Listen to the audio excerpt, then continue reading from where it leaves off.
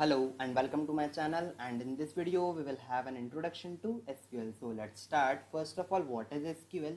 So SQL stands for Structured Query Language. SQL lets you access and manipulate the databases. SQL became a standard of American National Standards Institute ANSI in 1986 and of the International Organization for Standardization in 1987. So now we will talk about what SQL can do. So SQL can execute queries against a database, it can retrieve data, it can insert records, it can update records, it can delete records also from the database. And we use SQL to create new databases, we use SQL to create new tables in the databases, and we can create stored procedures and can create the views in the database also. And we have a power to permit the permissions on a table, procedures and views. So now in this segment we will talk about MySQL, but we have some other SQL languages too. So SQL is standard, but although SQL is an ANSI and ISO standard, there are different versions of SQL language also. However, to be compliant with the ANSI standard, they all support at least the major commands such as select, update, insert, delete and where in a similar manner. So these are the all commands that are compulsory or mandatory to have in a SQL language to get certified.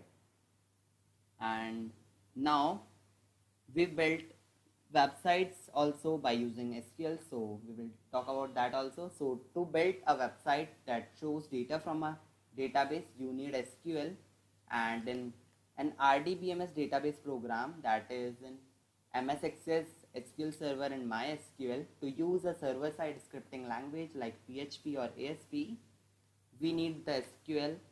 To use SQL to get the data you want, and to use HTML, CSS to style the page, we need the SQL. And now we will see what is RDBMS and how it works. So RDBMS stands for Relational Database Management System. RDBMS is the basis for SQL and for all modern database systems such as MySQL Server, IBM, DB2, Oracle, MySQL and Microsoft Access.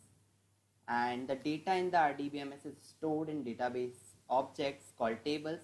A table is a collection of related data entries and it consists of columns and rows. So in next slide we will watch the real structure of a table that have some elements in it. So we have a table employee. In this table employee we have 3 records. So in this table we have some entries called fields that are the smallest broken part of the table, and the fields of the employee table consist of ID, first name, last name, address and the city.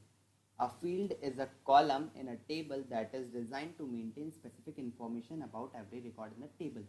So a record, also called a row, is each individual entry that exists in a table. For example, there are 3 records in the about table. So a record is a horizontal entity in a table and a column is a vertical entity in a table. So that contains all the information associated with the specific field in the table. So that's all for the introduction, and thanks for watching this video. Please like, share and subscribe to my channel and press the bell icon to get notified about the new videos. Thank you.